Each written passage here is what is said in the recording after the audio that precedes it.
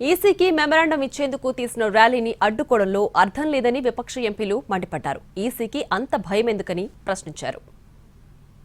गड़बड़ करने वाले नहीं, इसमें कोई किसी का धक्का मुक्की करने वाले नहीं, तो पीसफुली यहाँ रास्ते पे बैठे, लेकिन वो कम से कम एक हॉल में सब 200-300 मेंबर्स को एक जगह बिठा के वो कह सकते थे, जैसा कि राहुल गांधी जी एक्सप्लेन करे कि बहुत से चीज़ें ये है कि वैसा ही वो बिठा के पूछ सकते थे और हमको जो बोलना है सारे मेंबर बोलते थे. अब 30 मेंबर को आओ, अब 30 मेंबर किसको भेजना, क्योंकि इसमें अलायंस पार्टीज है सब. देखिए, हिंदुस्तान की डेमोक्रेसी की हालत देखिए. 300 एमपीज इलेक्शन कमीशन से मिलना चाहते हैं और कहते हैं कि हम डेलीगेशन लेके आएंगे, हम आपको एक डॉक्यूमेंट देना चाहते हैं. इलेक्शन कमीशन कहता है नहीं, 300 एमपीज नहीं आ सकते हैं. तो यही हालत है, क्योंकि डरते हैं. 300 एमपीज आ गए और वहाँ पे सच्चाई निकल आई और हमने उनको थोड़ा जो उनके काम की सच्चाई है दिखा दी. दैट इज़ वाई ये जो लड़ाई है, मैं थोड़ा क्लियरली बोलना चाहता हूँ. देखिए, अब ये राजनीतिक लड़ाई से आगे निकल गई है, ठीक है. अब ये देश की जो आत्मा है, स्पिरिचुअल देश का जो आत्मा है, उसके लिए लड़ाई हो रही है. कॉन्स्टिट्यूशन की लड़ाई है. 1 मैन 1 वोट कॉन्स्टिट्यूशन का फाउंडेशन है. 1 मैन 1 वोट के बिना कॉन्स्टिट्यूशन का कोई मतलब नहीं है.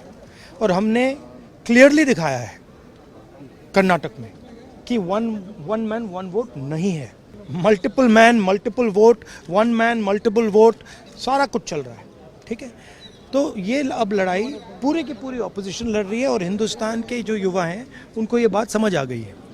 तो अब इलेक्शन कमीशन को छुपना काफ़ी मुश्किल हो जाएगा. अरे भाई, उन्हीं का डेटा है, वो अपने वेबसाइट से वही डेटा निकाल दें. मेरा डेटा थोड़ी है कि मैं साइन करूं, उनका डेटा है. आप उठाइए अपना डेटा, हमने आपको ही दिया है, आप उसको अपने वेबसाइट में लगा दीजिए, पता लग जाएगा आपको. मतलब डिस्ट्रैक्ट करने का काम है, ठीक है. और एक और बात, आप ये मत सोचिए कि सिर्फ बेंगलोर में हुआ है. ये देश में अलग अलग कंस्टिट्यूंसीज में हुआ है और इलेक्शन कमीशन जानता है. इलेक्शन कमीशन जानता है कि वो उसका जो डेटा है वो फटेगा.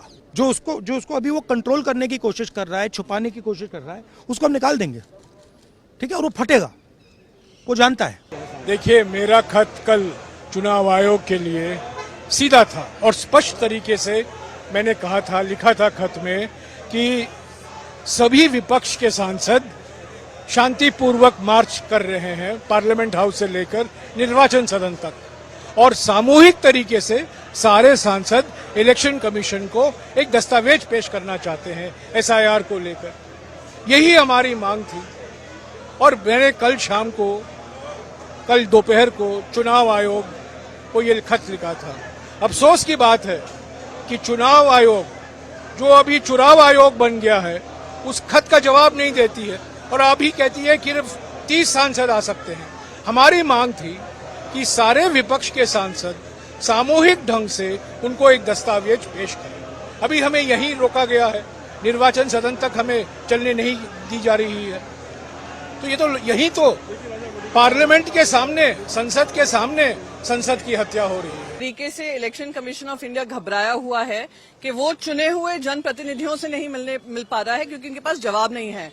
बहुत सारे सवाल, तथ्यों के साथ सवाल हमने उठाए हैं. वोट की कैसे हेराफेरी हो रही है, चोरी हो रही है, डकैती हो रही है और भारतीय जनता पार्टी के निर्देश अनुसार काम हो रहा है, उस पे हम सवाल उठा रहे हैं.